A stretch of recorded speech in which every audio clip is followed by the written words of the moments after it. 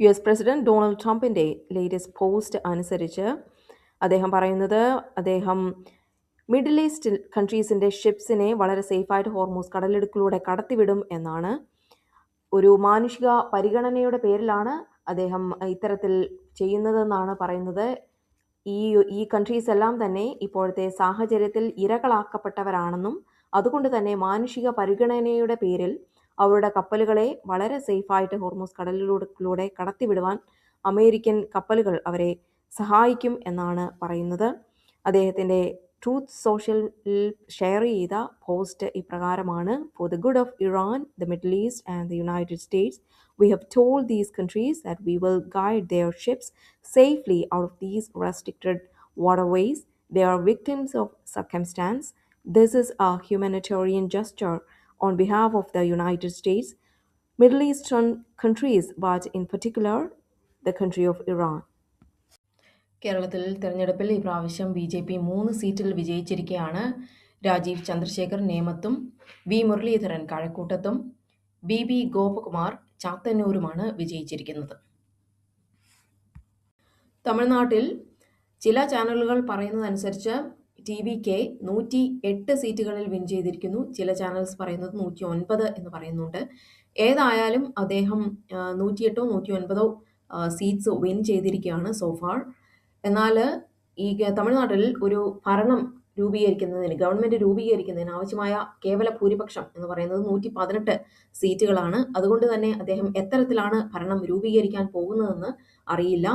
ഇപ്പോൾ വരുന്ന റിപ്പോർട്ട്സ് അനുസരിച്ച് അദ്ദേഹം രണ്ട് സീറ്റുകളിലാണ് മത്സരിച്ചിരുന്നത്. അദ്ദേഹം ഒന്നാമതായിട്ട് മത്സരിച്ചിരുന്നത് പെരമ്പൂരാണ്, രണ്ടാമത് ട്രിച്ചിയിൽ മത്സരിച്ചിരുന്നു, ട്രിച്ചി ഈസ്റ്റിൽ മത്സരിച്ചിരുന്നു. ഈ 2 സീറ്റുകളിലും അദ്ദേഹം വിജയിച്ചു. എന്നാൽ ചീഫ് മിനിസ്റ്റർ ആയിരുന്ന MK സ്റ്റാലിൻ അദ്ദേഹം കൊളത്തൂരിൽ പരാജയപ്പെട്ടിരിക്കുന്നു. അദ്ദേഹം പരാജയപ്പെട്ടത് TVKയിലെ വിജയുടെ പാർട്ടിയുടെ VS ബാബുവിനോടാണ് പരാജയപ്പെട്ടത്. കേരള നിയമസഭാ തെരഞ്ഞെടുപ്പിൽ UDF വൻ വിജയം രേഖപ്പെടുത്തി. PK കുഞ്ഞാലിക്കുട്ടിയാണ് ഏറ്റവും ഉയർന്ന ഭൂരിപക്ഷം രേഖപ്പെടുത്തിയത്. മലപ്പുറം മണ്ഡലത്തിൽ നിന്നും മത്സരിച്ച അദ്ദേഹം 85,327 വോട്ടുകളുടെ ചരിത്രപരമായ ഭൂരിപക്ഷത്തിനാണ് വിജയിച്ചത്. പിണറായി മന്ത്രിസഭയിലെ 21 മന്ത്രിമാരിൽ 13 പേരും പരാജയപ്പെട്ടു. ഇപ്പോൾ പരാജയപ്പെട്ട മന്ത്രിമാരുടെ ഡീറ്റെയിൽസ് നോക്കാം. ആദ്യമായി വിദ്യാഭ്യാസ മന്ത്രിയായ V ശിവൻകുട്ടി നേമത്ത് BJPയിലെ രാജീവ് ചന്ദ്രശേഖറിനോട് പരാജയപ്പെട്ടു. ആരോഗ്യമന്ത്രിയായ വീണ ജോർജ് ആറന്മുളയിൽ UDFയിലെ അബിൻ വർക്കിയോട് തോറ്റു. വ്യവസായ മന്ത്രിയായ P രാജീവ് കളമശ്ശേരിയിൽ VE അബ്ദുൽ ഗഫൂറിനോട് പരാജയപ്പെട്ടു. തദ്ദേശ ഭരണ മന്ത്രിയായ MP രാജേഷ് തൃത്താലയിൽ UDFയിലെ VT ബൽറാമിനോട് തോറ്റു. ഉന്നത വിദ്യാഭ്യാസ മന്ത്രിയായ R ബിന്ദു ഇരിങ്ങാലക്കുടയിൽ തോമസ് ഉണ്ണിയാടനോട് തോറ്റു. ഗതാഗത മന്ത്രിയായിരുന്ന KB ഗണേഷ് കുമാർ പത്തനാപുരത്ത് ജ്യോതികുമാർ ചാമക്കാലയോട് പരാജയപ്പെട്ടു. ജലവിഭവ മന്ത്രിയായ റോഷി അഗസ്റ്റിൻ ഇടുക്കിയിൽ UDFയിലെ റോയ് K പൗലോസിനോട് തോറ്റു. സഹകരണ മന്ത്രിയായ VN വാസവൻ ഏറ്റുമാനൂരിൽ നാട്ടകം സുരേഷിനോട് പരാജയപ്പെട്ടു. കായിക മന്ത്രിയായിരുന്ന V അബ്ദുറഹിമാൻ തിരൂരിൽ കുറുക്കോളി മൊയ്തീനോട് പരാജയപ്പെട്ടു.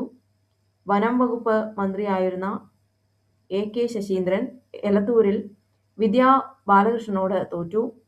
പുരാവസ്തു വകുപ്പ് മന്ത്രിയായിരുന്ന രാമചന്ദ്രൻ കടന്നപ്പള്ളി കണ്ണൂരിൽ TO മോഹനനോട് തോറ്റു. മൃഗസംരക്ഷണ മന്ത്രിയായ J ചിഞ്ചുറാണി ചടയമംഗലത്ത് MM നസീറിനോട് പരാജയപ്പെട്ടു. പട്ടികജാതി പട്ടികവർഗ ക്ഷേമ മന്ത്രിയായിരുന്ന OR കേളു മാനന്തവാടിയിൽ ഉഷ വിജയനോട് പരാജയപ്പെട്ടു.